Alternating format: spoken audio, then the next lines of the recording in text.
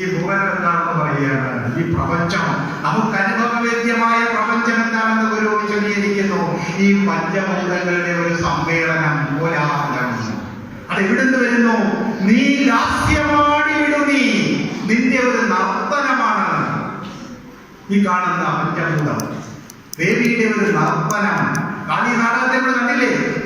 കാളി നാടകം എന്ന് പറയുന്നതാണ് ദേവിയുടെ ആ നാടകമായിട്ട് കാണുന്നു. നടിയായിട്ട് അടിച്ച് കൊഴുവീനല്ലേ ദേവി കണ്ടില്ലേ? സമസ്ത പ്രപഞ്ചം നൃതിച്ചും ഭരിച്ചും മുദാസംഹരിച്ചും രസിച്ചും രവിച്ചും കളിച്ചും ഉറച്ചും മഹാഘോരഘോരം വെളിച്ചും എന്നൊക്കെ പറഞ്ഞ് ഗുരു ആ ഭാഷയിട്ട് പ്രയോഗിക്കുന്നതൊക്കെ കാളി നാടകത്തിൽ. അതൊക്കെ നമ്മൾ വായിച്ചു പഠിക്കണം.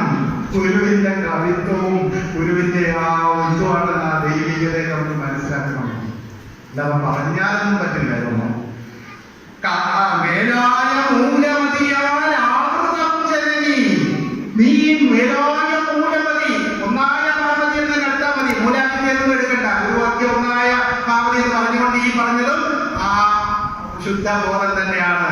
അതിന് മായാ ഭഗവതിയാണല്ലോ വർണ്ണിക്കുന്നത്.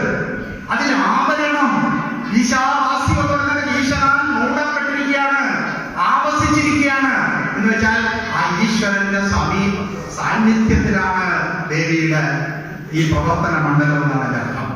ആവരണം, അതിന്റെ സാമീപ്യം. ഭഗവാൻ തന്നെ ഗീതയിൽ പറയത്തില്ലേ? മയാധ്യക്ഷേണ